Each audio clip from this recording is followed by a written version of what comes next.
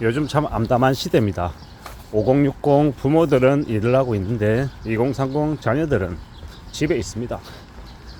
이게 이제 되게 안타까운 사회 모습인데, 5060들은 되려 원래 하던 일을 그만두고 나와도 은퇴하지 못하고 퇴직하고 난 이후에도 눈높이 낮춰서 좀 더 힘든 일, 좀 더 몸쓰는 일을 하면서 어떻게든 생활비를 더 벌어야겠다. 집에 있는 우리 아들 취업준비생인데 그네 뒷바라지 좀 더 해줘야지, 이런 마음을 가지고 더 일하려고 아둥바둥거리고, 2030들은 내가 그래도 대학 나왔고 이때까지 이만큼 그래도 배웠는데 내가 대기업은 못 가도 최소 중견기업은 가야지, 내가 허드렛 일을 어떻게 하냐 이러면서 이제 일하지 못하고 집에서 계속 이제 이리저리 고민하고 그러다가 그냥 계속 이제 집안에서만 틀어박혀서 지내는 이제 그런 상황에 놓이는 이들이 생각보다 많답니다. 되게 씁쓸한 이야기죠. 이게 남 얘기가 아니고 정말 우리의 이야기가 될 수 있는 게 지금 현실이라는 게, 그게 되게 답답합니다. 안타깝기도 하고 좀 황당하기도 하고, 이걸 어떻게 해야 되나 라는 걱정이 많이 들죠. 이건 누가 어느 부모들이 자식을 잘못 키워서 그렇다라고 그냥 그렇게 치부해버리기에는, 개인 가정사다라고 얘기하기에는 어딘가 외톨이가 너무 이제 많이 늘어나고 있는 거죠. 우리 사회가 점점 이제 예전하고 이제 많이 다르게 이제 흘러가다 보니까 더 이제 그게 심해지는 것 같습니다. 그러다 보니까 친구 갈등, 이제 신세대와 구세대 간의 갈등도 심해진다라고 얘기하는데 정의연 연장 얘기도 나오고요. 저는 좀 되게 답답하다라고 생각하는 게, 신세대와 구세대 간의 갈등이 아니라 그건 한 집안에 있는 50대 60대 부모와 20대 30대 자녀 간의 관계이기도 하기 때문에 이걸 좀 정부 차원에서 아니면 지역사회 차원에서 기업 차원에서 좀 심도 있게 좀 얘기를 나눌 필요가 있는 것 같은데요. 최근에 보니까 뉴스가 부장들이 신입사원보다 더 많이 보인다, 뭐 이런 뉴스 제목만 타이틀로 달고 나오던데, 이런 뉴스를 젊은 세대들이 보면 무슨 생각을 하겠습니까? 아, 나이 많은 부장들이 자리 안 비켜줘서 내 일자리가 없구나, 이렇게 생각하지 않겠냐라는 겁니다. 왜 그런 이제 근로자들 간에 이제 갈등, 분열 이런 것들만 부추기는 걸까요? 근본적인 문제, 근본적인 고질적인 문제를 보지 않고 지엽적인 것들을 보고 너희들끼리 싸우면서 티격태격하고 네가 잘났다, 네가 잘 못났다, 이런 것들로 분위기를 몰아가려고 하는 것 같은 생각이 들어서 좀 기분이 많이 안 좋더라고요. 우리가 살아가는 지금의 시대에 5060이라고 이때까지 누리고 살기만 한 것도 아니고요.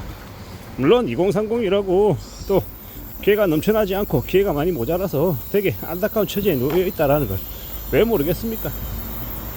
이 사회 전체의 문제인 거고 나라 전체의 문제라는 생각이 많이 듭니다.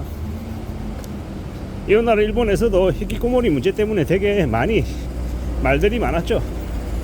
고위직 관료의 아들도 히키코모리 언제적 외톨이였고, 그 때문에 가정 내에서 되게 충격적인 일이 벌어지기도 했었죠. 그런 것들을 보다 보니까 드는 생각이, 아, 우리 사회에서 벌어지고 있는 크고 작은 문제들이 개인의 문제로만 국한시킬 수 없는 것들이 많구나, 어쩌면 나의 문제라고 모든 것들을 다 내가 스스로 다 떠안는다라는 것도 바람직하지 않을 수 있구나, 그리고 내 문제다, 나만 이렇게 잘 먹고 잘 살면 된다, 각자 도생해야 된다, 이런 생각보다 나와 비슷한 취지에 놓여있는 사람들과 이야기를 하고, 나와 세대는 좀 다르지만 다른 세대의 사람들의 이야기도 들어보고, 좀 진짜 여론, 진짜 사람들의 생각, 그리고 이러한 상황 속에서 어떻게 해결할 수 있을지에 대한 대안에 대한 고민, 이런 것들이 많이 얘기되어야 한다라고 저는 생각합니다. 그래야 그런 상황 속에서 우리가 삶의 길을 만들어가지 않겠나라고 생각하는 거죠. 그리고 이제 무조건 대학을 가야 된다, 인서울 가야 된다, 스카이 가야 된다, 이런 고집은 좀 점점 이제 누그러지게끔 사회 분위기를 만들어 가야 될 것 같습니다. 더 이상 이제 고학벌이 쓸모가 없어지는 같은 느낌도 드니까 말입니다. 또한 부모들도 자식 뒷바라지 하느라고 자기 노후를 희생해 가면서 열심히 사는 것들을 보면 좀 되게 안타깝죠. 저도 부모인 상황이다 보니까 그 부모들의 마음을 왜 모르겠습니까? 저도 너무도 잘 알죠. 그리고 제가 뒷바라지를 무조건 다 해주고 싶다라고 마음을 먹어도 부모인 사람들이 할 수 있는 것과 못하는 것들이 있거든요. 결국에는 뭔가 하나를 하려면 다른 하나를 포기해야 되는 건데 참 안타까운 거죠. 참 씁쓸한 거죠. 이런 여러 가지 상황 속에서 우리가 살아가야 되는 것인데 어떻게 살아갈 수 있을까? 뭐가 맞는 걸까? 라는 고민들도 드는 거죠. 어떻게든 우리는 좀 삶을 잘 좀 따져봐야 될 것 같습니다.